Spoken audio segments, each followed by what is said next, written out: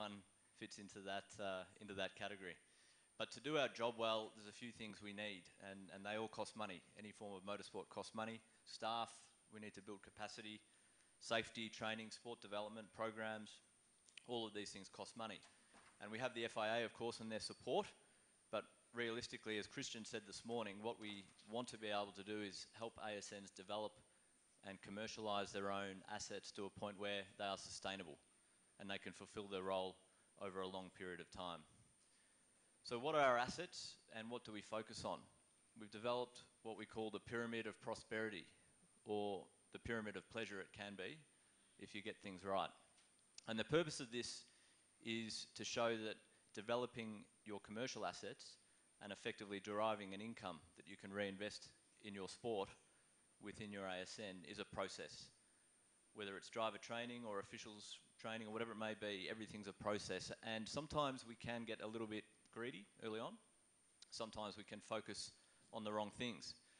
And sometimes we don't know what to focus on at all. And so the purpose of the pyramid is to reinforce that it's a process and it starts with strong foundations. So it's critical that we start building our commercial assets not at the end of the process. Things like sponsorship, government, brand licensing, merchandise are all opportunities to derive an income. But generally speaking, they are the end result of a lot of work. And there's a lot of steps that need to be taken prior to getting to that point. So we'll leave the pyramid there for now. We might, before we get into the exercise, just have a look at what's happening within the region at the moment. Colin? This is the feedback from the questionnaire that went out from the FIA, and I understand from Fred, I think, that there are about only 10 replies. So it's a sort of small percentage of the feedback. And basically the questions that were asked is, where do you derive your commercial asset, your income from at the moment? Where are your commercial assets at the moment? And you can see at the top there, competition licenses. Well, there's no surprise because I think most ASNs get most of their income, initially anyway, from competition licenses. B there, the official licenses, I suspect that those who are deriving income from their officials are probably the bigger ASNs, because when you're a small ASN and you're just developing, it's very difficult to say to your officials, you need to pay for a license.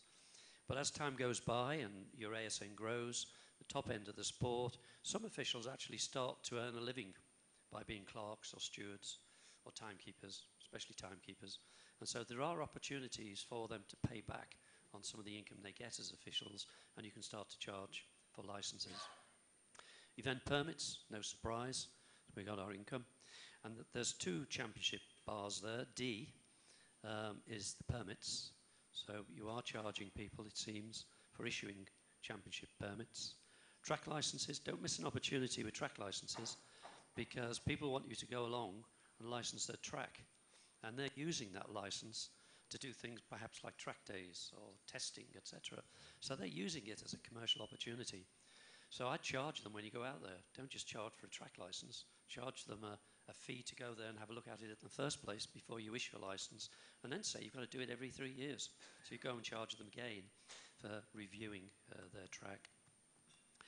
The F, championship, that I think is the title rights. Very important, and we'll come on to it later, that when you're writing your general regulations, get into your general regulations what your title rights are.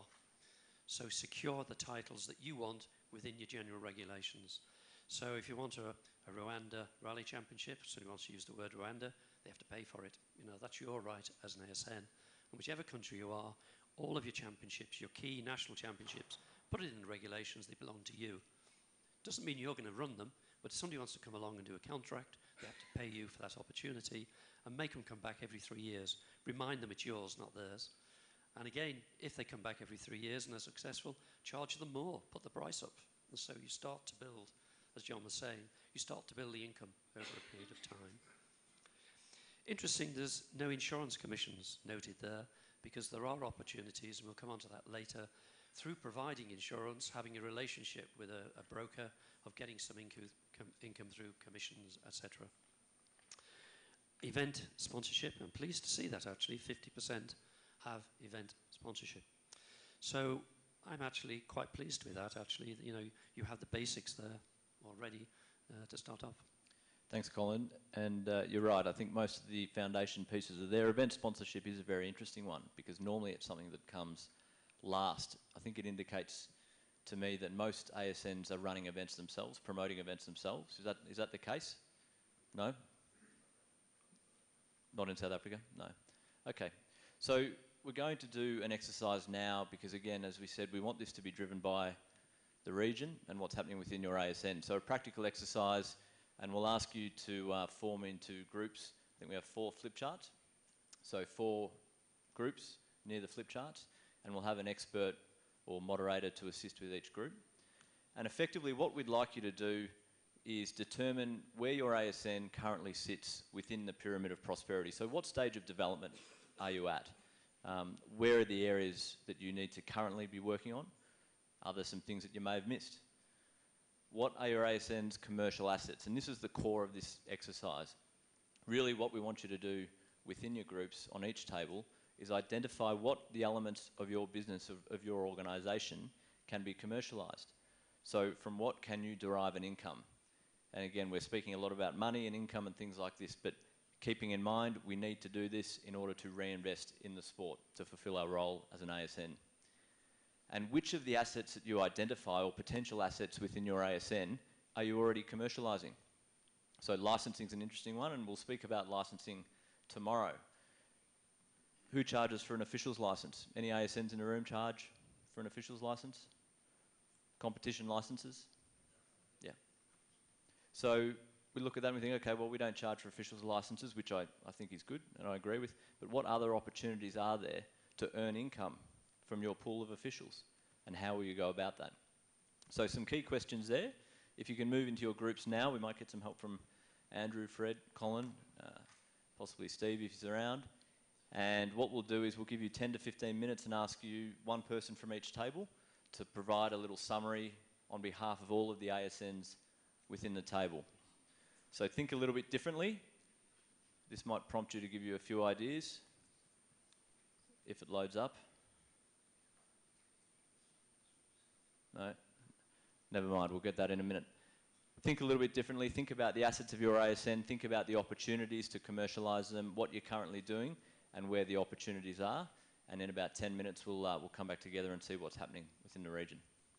So just to say that again, we need a scribe within the group just to write down the key topics that you've identified, and then somebody who will actually feed it back to us as a group, in each group. Okay, so we might ask you if you can to maybe join another table.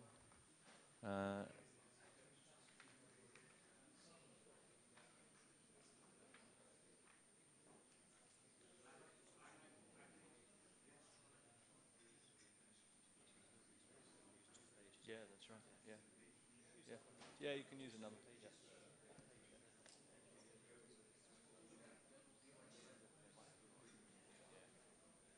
Andrew, take one.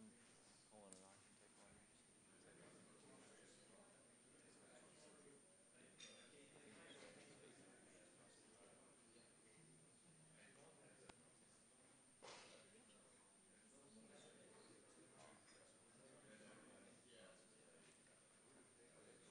Cool. We'll have 5 tables. One, two.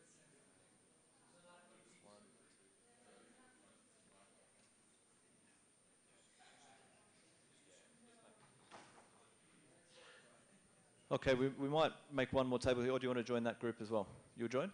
Okay. Okay, so about 10 or 15 minutes, start thinking about what your assets are, what can be commercialised, what ASNs are currently doing.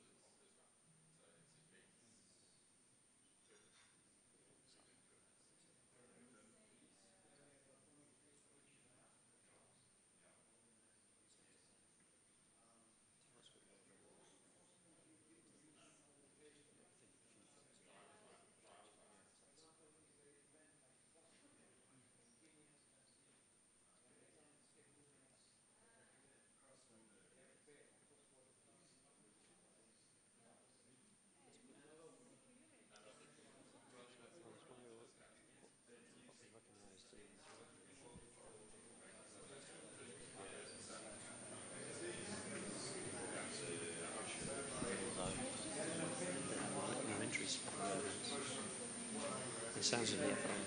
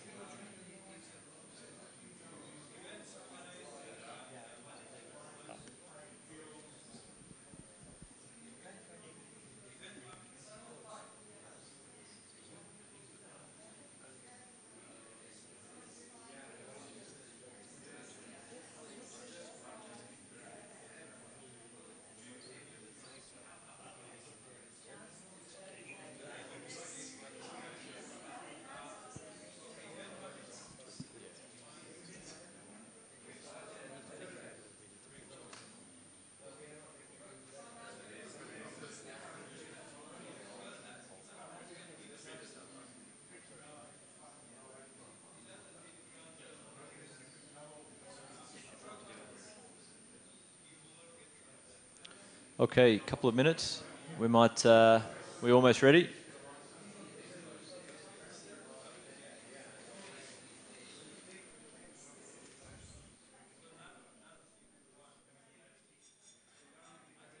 You guys okay? Don't look at his list. He's looking at it. You actually walked over, you had to look at that. Come on. We might get 20%. Yeah, fine. Yeah.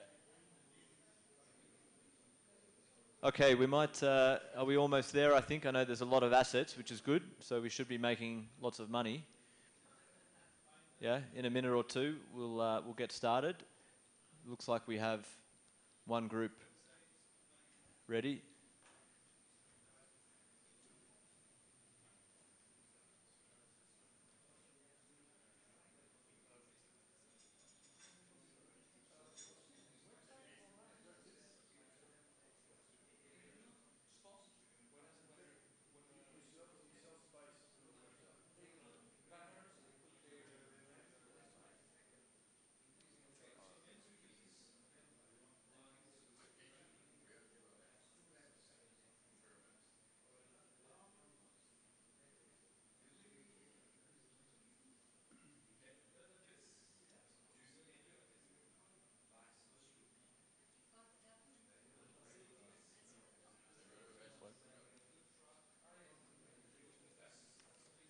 Should we start with them? What do you think?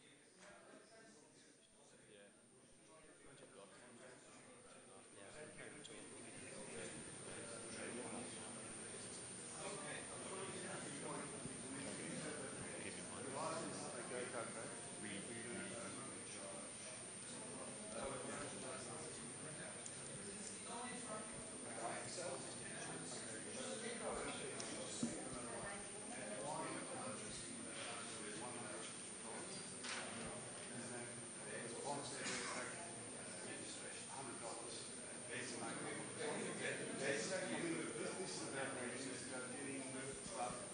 Don't give something away for nothing. Put a value on it. Do an offer where they won't use the same money. So same effect, but you get something out of it. Just got to think of ways that you can actually promote yourself. Same effect, doesn't cost them anything. You get your name up on the circuit, speaks to the order, whatever it costs. Think about where you do this. Okay. Well, as we say, working for free is a very, very bad business model. So we should avoid that. Okay, we might get started. I think we're all ready over here, yeah? This group here, Steve, you're good? Okay, we might start over here. Lots of assets, lots of ASNs, lots of feedback. Can you perhaps start by running through which ASNs are here and our list of assets that we've found? Okay, here we have Nigeria, Uganda, Madagascar, Mozambique, Ethiopia, Rwanda, Burundi, Eritrea, and Tunisia. And the assets listed include licenses to competitors, drivers, officials, the brand, title rights, event organize, that is in terms of organizing and managing them, event permits, track licenses, merchandising, media rights, training for funds or intellectual property, fines and penalties, website or online resources, entry fees, databases, and facilities.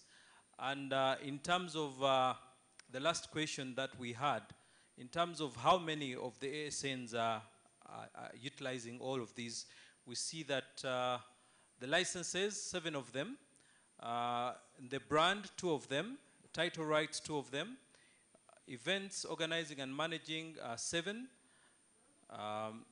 event permits, 4, track licenses, 1, merchandising, 2, media rights.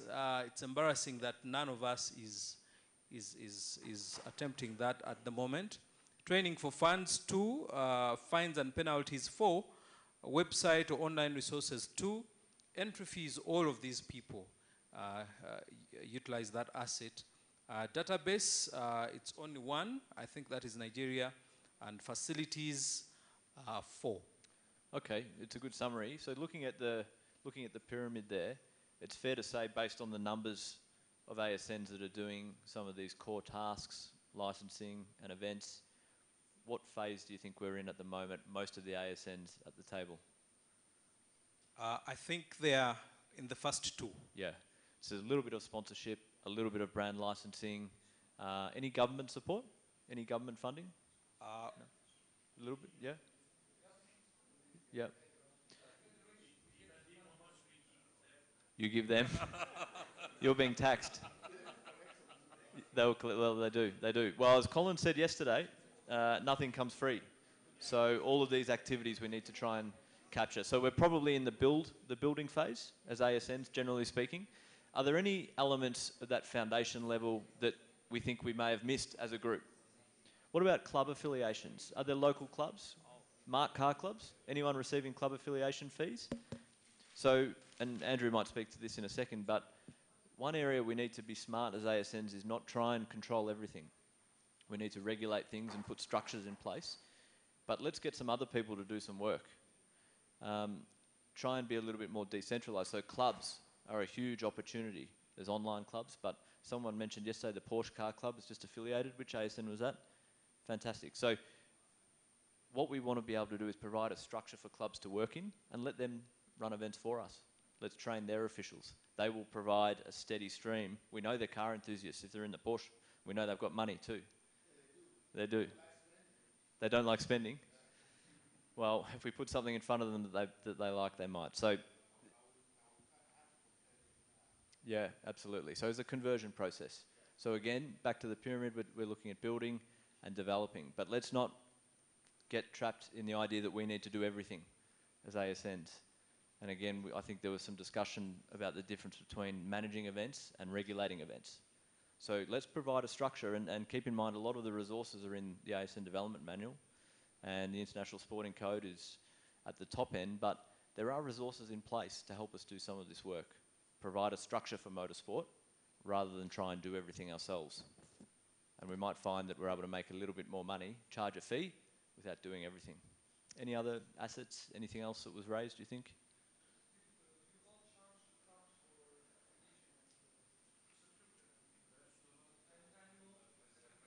Uganda does.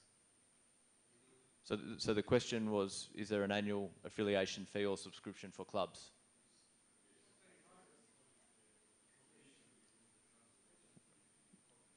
Recognised. And what do they get in return for their fee?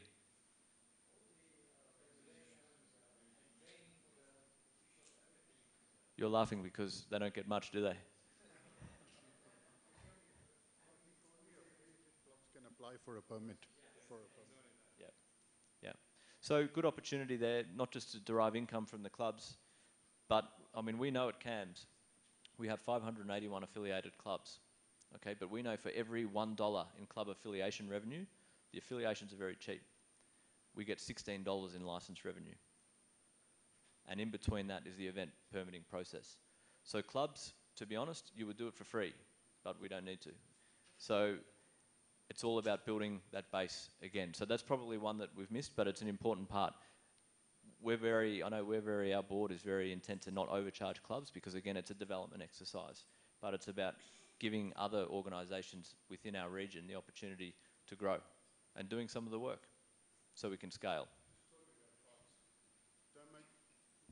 Don't make the mistake of looking at rally clubs or racing clubs, right? Car clubs. Everybody starts off owning a car belonging to the WRX club or the Subaru or whatever it might be, and they join that because they're enthusiasts of that mark. But then eventually they will get into motorsport. I mean, we have now gone to enthusiast clubs, which are purely clubs that own American cars and that sort of stuff. But in the end, you will find some that will come in. And they will be encouraged to do driver training days and in the end some will get a license and that's where it is.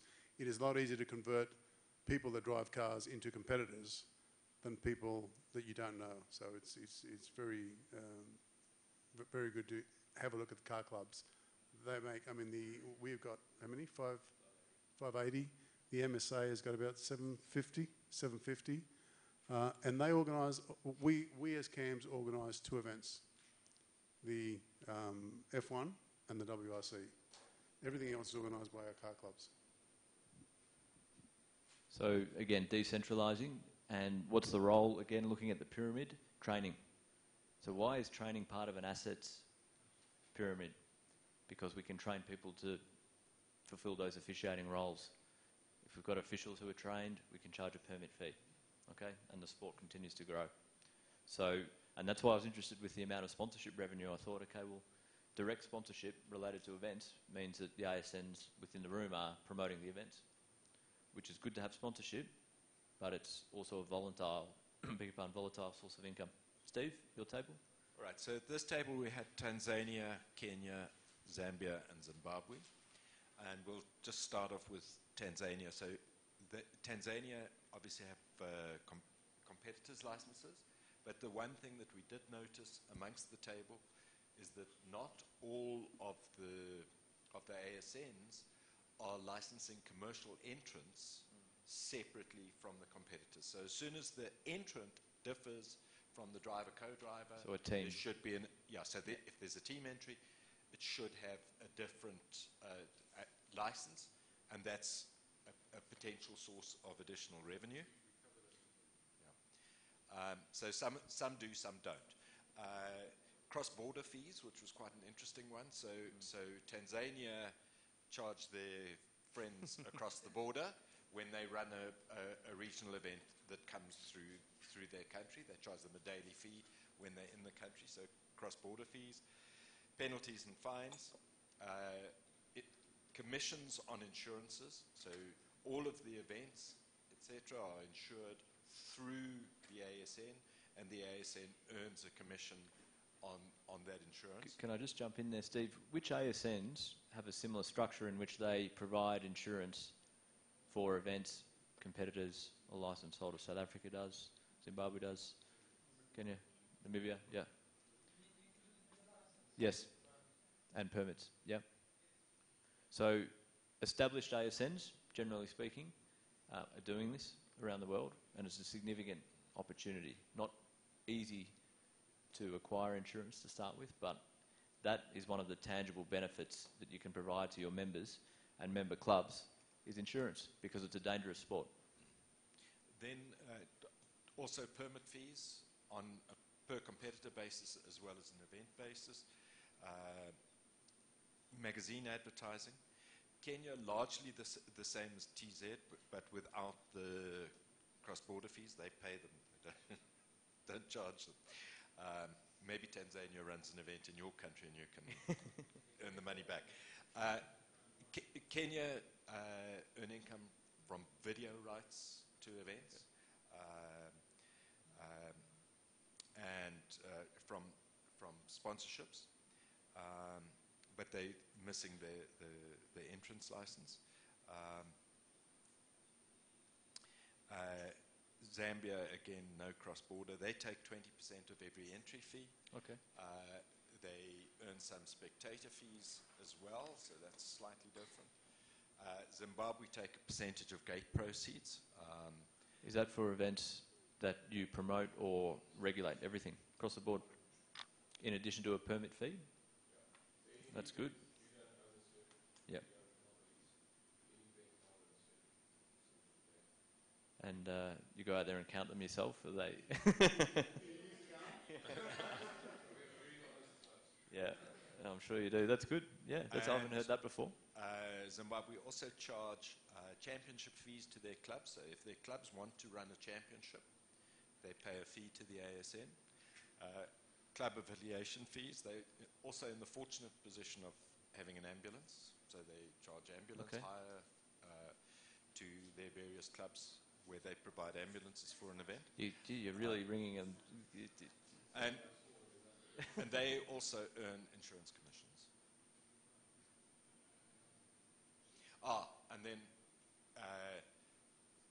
Kenya has fairly substantial government support as well. Zambia has some government support. Is the government support for events specifically, or for the ASN? basically what the government does is when the lorry drivers are bringing their lorry cars, they bring it duty-free. So that's a huge contribution from the government. The same applies in Zambia and Okay. Tanzania. So duty-free. you pay the government, yeah. So there's different opportunities with government. Some of it is funding for events. Some of it, as you said, is related to excise or duty, whatever it may be, and some for sport development funding. Some governments will, I mean, we have some ASNs that are basically embedded within the government around the world. Okay, thank you. Conscious of time. Just very quickly, don't think of what you do, think what you can do. Yep. Right? That's the trick about getting, I mean, you own the service park in a rally, okay, or the club promoting, you own the service park. But do you know that you also own the food rights? If you sell that to somebody that can come in and sell food and get a percentage. I mean, I used to be on the board of a circuit, and we got 25% of sales for food. And when you have a crowd of 30,000 and they all buy food because there's nowhere else to go and drinks, it's quite sizable. And you do nothing for it other than give a license for that person. So you've got to be restrictive on who you bring in, but there's an income stream from that. 30,000 Australians drinking beer at a race meeting. That's a lot of money. So 2 slabs per person per day. You can't bring them in now. They won't let them. Thank you. But to Andrew's point, let's try and think about what we can do as well as what's already in place, and we might come and wrap up a few more later. Adrian. Yeah, thanks. I don't think there's a lot on this list that hasn't already been mentioned. We've obviously got championships. That's I think the most obvious one. From a South African point of view, we're finding it increasingly difficult to charge for championship rights because something is only worth as much as somebody's prepared to pay for it. And at the moment, we don't have a lot of sponsors lining up at the door. Event permits, that's also a big chunk of income. Driver's licenses. So those two are probably the major income generators. Track homologation. In South Africa, we have a rather not a strange situation, but we've actually done away with track licenses because of the potential legal implications. If somebody gets injured on a Tuesday afternoon practicing, potentially if we license the track, it's for 365 days a year. Yeah, that's what we've done as well. So we call it a track approval rather than a track license, and it's linked to the permit. Website advertising is a possibility. Obviously, as South Africa, we have the RTP status from the FIA. That's an income generator. Yeah. Timing and tracking. I'm not sure that we're actually generating a lot of income out of this at the moment, but it is a potential asset. Equipment homologation. Again, just talking from a South African point of view, and sorry, I'm going to be talking a lot from a South African point of view. We do homologate karting equipment, which is linked very much to CIK homologation. Officials' intellectual property, we do consider that to be an asset, and I think it's certainly it can be monetized in the likes of the RTP. Entrance licenses, that's been mentioned already. That is something that we have. Club affiliations, merchandising, and then income from fines, protests, and appeal fees. I think from the permit point of view, at this table we've got South Africa, Namibia, Botswana, and Kenya represented, and I think we all have different levels of government involvement, but there is always some government involvement. From a South African point of view, we do get a small grant for development from government, and I think Kenya's got a very close relationship with government, so it varies.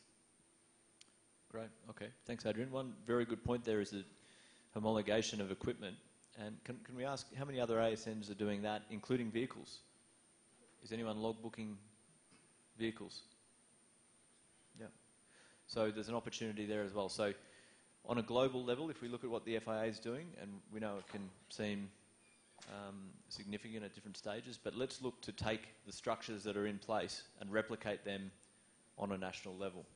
So the advantage of logbooking vehicles, A, we know they comply with some rules and regulations, and B, we know that they're safe, okay? And C, we can charge for it because it's a service. So even with that example, we think about building. Well, if we've got events that we're permitting, clubs that are running events, how do we know we're licensing the competitors? It's all good. But how do we know that the cars are the correct cars? How do we know that they've been scrutineered? So that's, I would say, in the development phase for an ASN.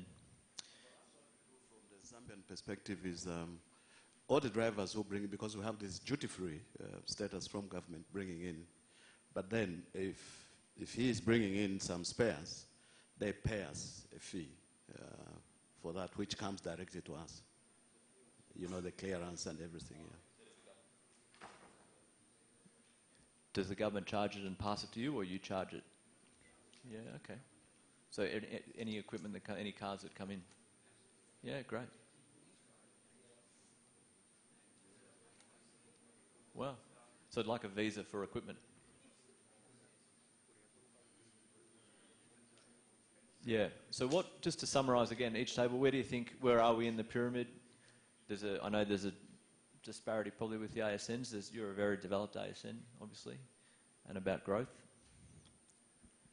I think we probably all, if we go to the top of the pyramid from a growth point of view, I think we can all make improvements there.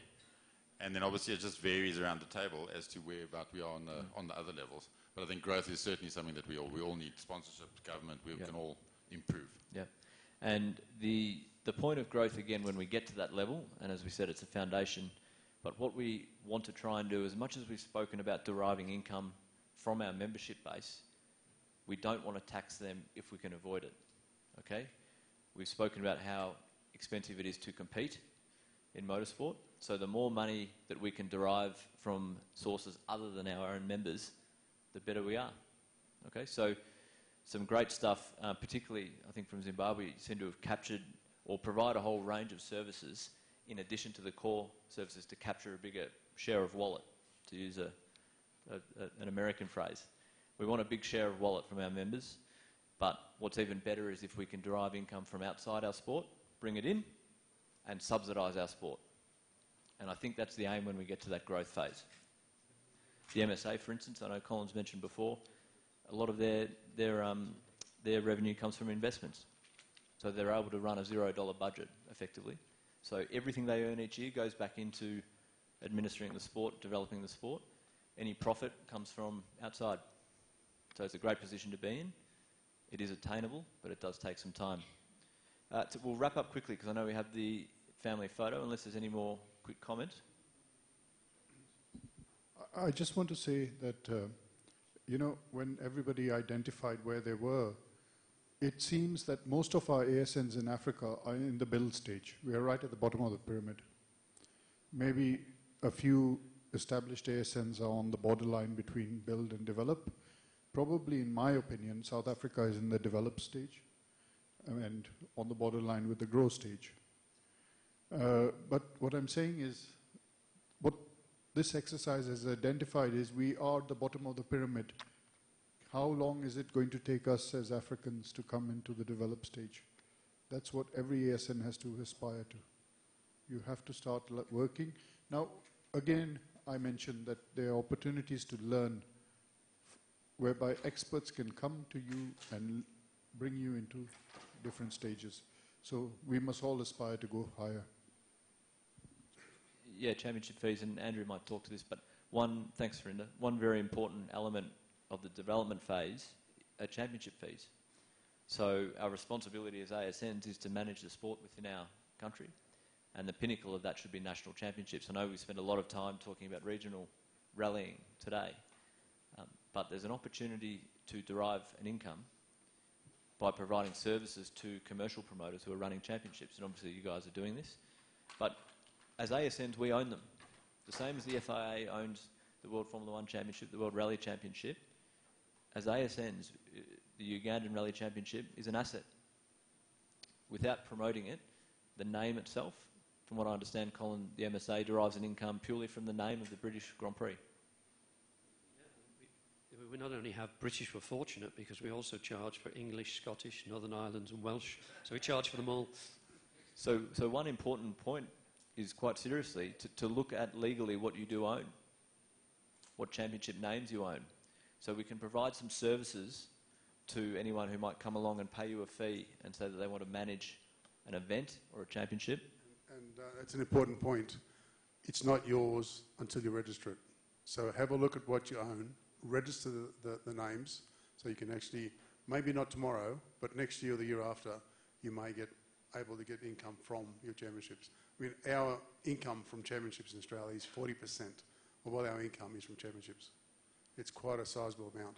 Therefore, you don't have to charge your members. The more you charge commercial people to run events, the less you've got to charge your members for running events. And the more money you can put back into the sport. So I would have a look at your national championships that are running at the moment and have a look at the opportunity. So I can tell you, for instance, I'm sure the FIA has registered cross-car in all of your countries, globally, I would suggest, which is very smart. So you may not have a national drifting championship now, but at some point you will. So you need to own the name. Will make life easier down the track. If you get a commercial promoter knock on your door and say, hey, I think I can make some money running this event, so go for your life. But clip the ticket on the way through. Make sure you're getting a lick as well, okay? Because that's an asset of an ASN. Then there's an opportunity to provide services we've spoken about, permits, championship fees, etc. So to wrap up, develop a plan. I think this has been hopefully a worthwhile exercise in terms of just exploring what some of the opportunities are, even within the tables, more so than outside. The big one we'll speak about tomorrow is licensing. Just something we talked about last year, I think Richard brought it up, about tyre manufacturers, for example. If you're going to design your championships, have a look at a single tyre supplier through your regulations for a championship, and then charge that supplier a fee and then a fee for each tyre sold. I mean, that's how we get it, and we get lots of money, because if you restrict that, if you've got multiple tyre suppliers, then you've got no control. If you have a single tyre supplier for your rally championship, then you can actually cause for expressions of interest and sell the rights to supply the tyres, both as the first license area and then for derive income per tyre sold. There are, and fuel and oils and all that sort of area is a good opportunity. It is, and the other part of that is you've got more buying power. So keeping costs down, back to keeping costs down for competitors. So if you've got a championship again, use a drifting example, use lots of tyres, you can provide an opportunity for a commercial partner to make some money, they should pay for that opportunity. But the other thing to be very careful of is that don't let them gouge your competitors. So don't let them overcharge, you can do the opposite. And you can lock in a maximum price, and I'm sure that's happening with some of the developed ASNs as well, and say you cannot charge our competitors more than $150 a tyre, whatever it may be, for a period of 3 years. So you can provide some support to your competitors to keep them going, okay? Build a solid foundation, I think we've spoken about that. Identify the assets, clubs, decentralise what you're doing, okay? Try and utilise clubs to do some of the sport development work for you. So let's go back a step, let's train them correctly, make sure we're comfortable with what they're doing, provide a structure for them. No different, again, from what the FIA does globally. We're all clubs as ASNs. Do it on a local level. So as much as the FIA can seem like a huge organisation, which it is, they have the great model. Replicate that model on a smaller basis within your country. Think outside the box, think laterally. Some great examples from Zimbabwe. Fantastic. Buying an ambulance, that's great. We don't hope it doesn't get used, but you can charge for it in the meantime. Get professional help. And again, I think we've heard consistently from the FIA this weekend so far that they're there to help you. You know, there's a marketing department, Fred and her team as well from a sport development perspective. The legal team, if you're looking to register names. Okay, so I think Graham and John have been very open about the fact that the FIA is a resource for you. But within your own countries, get professional help as well. Evolve and develop your assets. So we were all doing some licensing, but I think we all agree there's probably significant room for growth. Not just in terms of the number of licenses, but the types, what we're charging for. I think we've picked up 3 or 4 things here already, charging for teams, entrants, competitors, whatever you like to call them. keep telling your story. Very, very important. PR, media, social media. We saw some of the programs earlier today. Again, very important to capture things. We're being filmed now as we're doing this. Tell people what you're doing. Tell government. Keep them informed. Take people on the journey with you.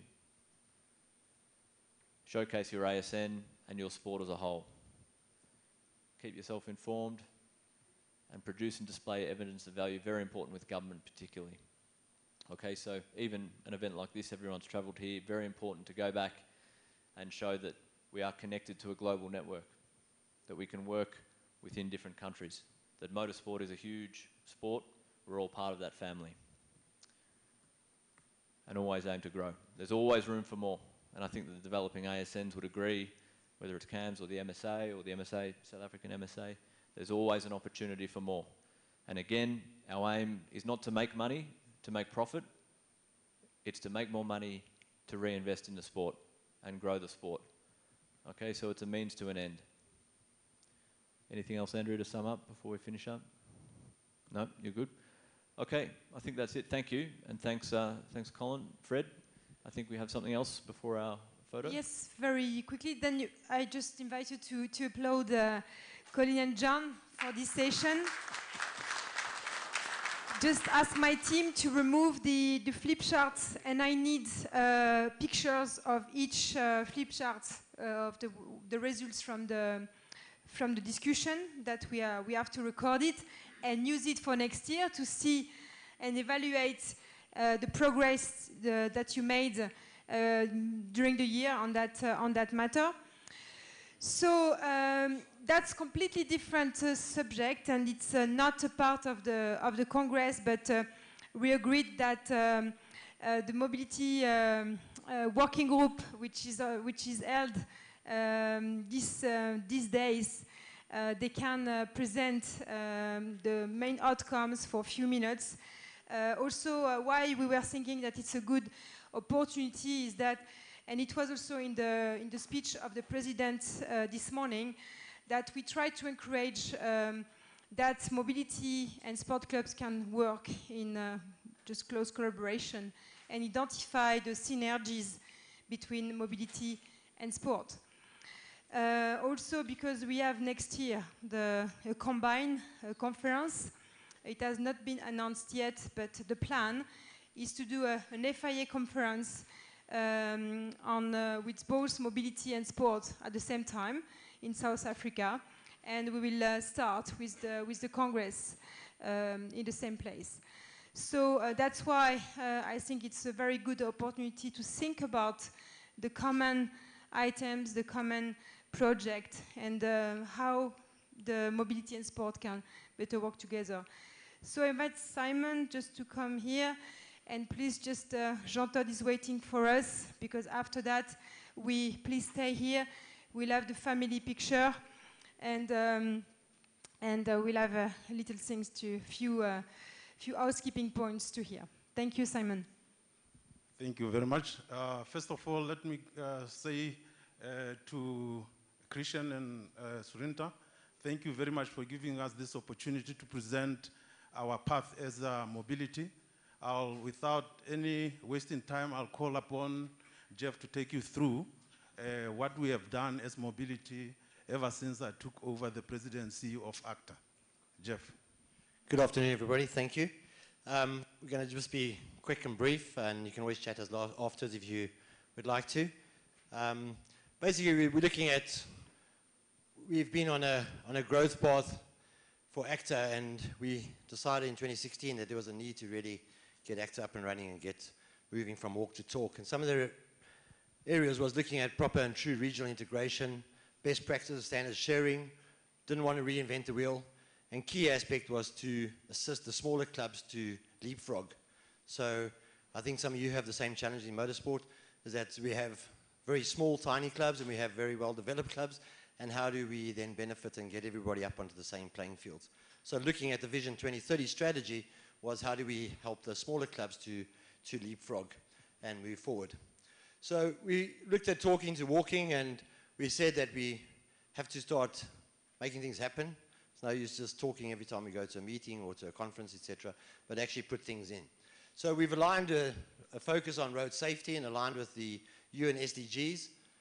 Prime aspect was to grow membership, what we want to do. Revenue streams, we all know we need revenue streams, and also focus on the younger generation. The millennials, that's our new market as a prime market segment. And then again, wanting to leapfrog.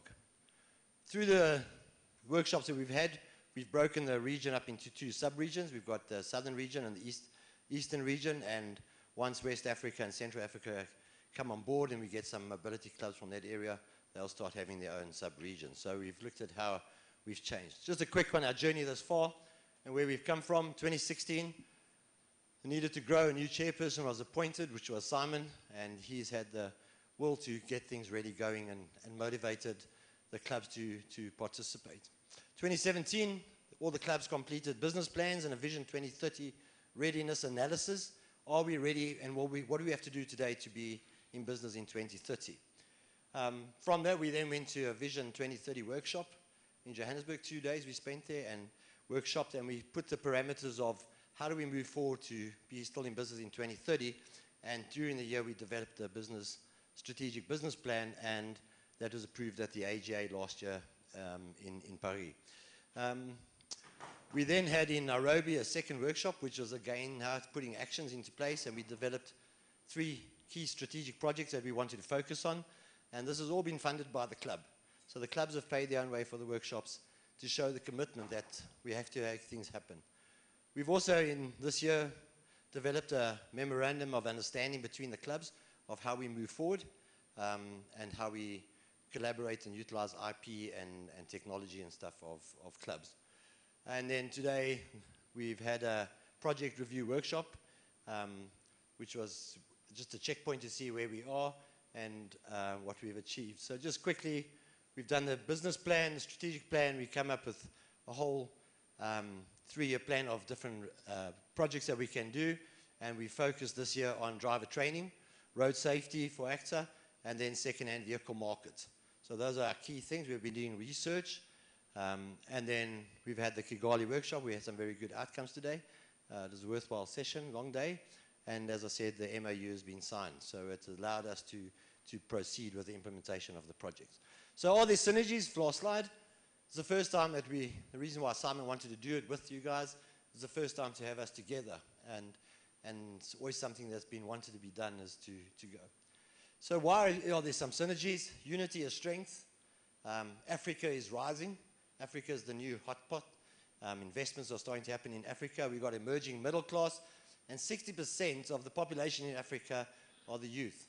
So it's a great market, great opportunities that are facing us, and you can see why we've chosen the youth as a focus. Also, in the consumer eye organizations, when we're talking, they look at us as FIA. They don't say, oh, you motorsport and mobility. They don't understand that. They say you're part of the FIA. So it's important to understand which one and what each other are doing. And it's all about constant communication. And the opportunities are to cross-promote each other. And everybody's got members and reach and promotions. And then lastly, road safety is a major challenge in Africa. We know it's probably one of the worst regions in the world. And maybe there's some synergies where we can have some of our African champions and guys, like Mr. Todd said this morning, and we discussed it in ACTA, is why don't we have African icons up there as well? And when Mr. Todd said it at the opening, we were like, yeah, because we've got amazing icons that can be used in the different campaigns. So to start moving it and to have Africans be able to relate to it.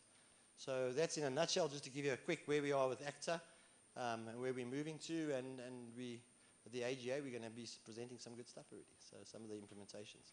So not just walking, not just talking, but walking. Thank you very much. Thank you.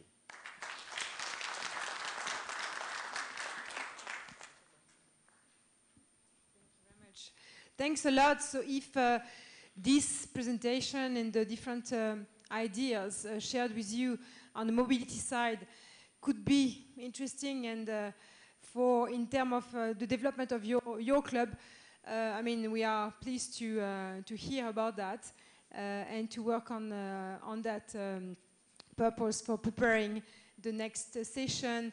And like I was thinking about having, for example, a workshop during a on the possible synergies between mobility and sport, but this is some kind of things that we can easily do if you feel that it's interesting. So just we need your feedback on this subject.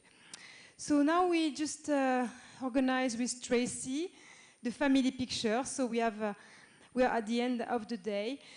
Just before, I know that Marquez, you have something, so please come, you have something for Surinder. So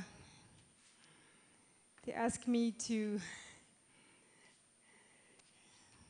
so please. Thank you. This is my last time in the camps because if you remember yesterday, I said I'm leaving. I don't leave Africa, I don't leave Mozambique, but I leave ATCM. And in this time, of course, I can't move without saying thank you, Surinder. We discussed a lot of time. He against me, I against him, but in the end, we are together. Thank you very much.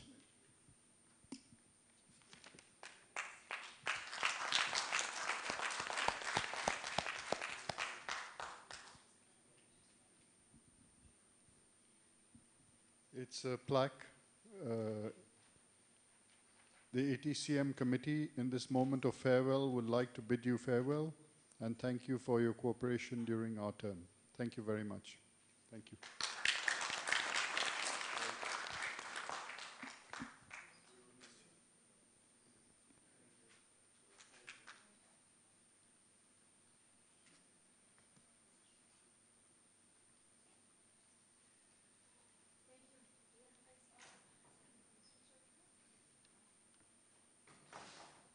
Yes, good. So please, just would like to have your attention regarding the rest of the day and a few information. So first, there is a present available for you at the desk. So one per participant. So you can pick this present at the welcome desk. It's available. It's a present from the Rwanda Motorsport Association.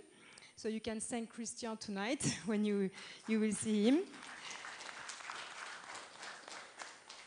Then also please go to the desk to confirm your departure time for tomorrow and get also the information about the flight. So also please go and see the hostesses at the desk as soon as you can from now to tomorrow. I think that's it. And for tonight, so the gala dinner is organized in a typical restaurant, which is, I think, like only 5 minutes by bus. It's very close from here. It's not outside, so it's covered, so you have a roof. It's a bit, you can take a jacket maybe with you just in case, because it's quite open area, so with the wood roof, we can say that. And yeah, I think that's it. So I think we can organize the family picture. And so please come forward. So I give the micro to Tracy, then she can manage it. Thank you very much. I hope you enjoy the first day, and we'll be pleased to see you tonight for the gala dinner. Thank you.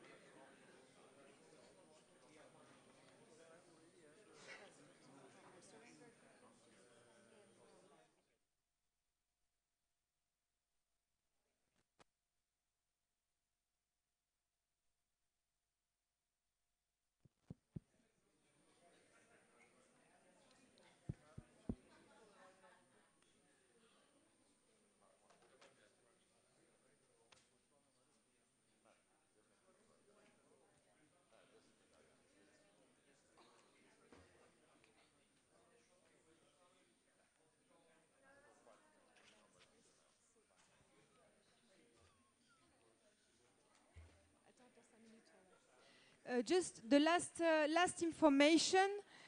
The East African countries and delegates are invited to go to the next door for their meeting after the family picture.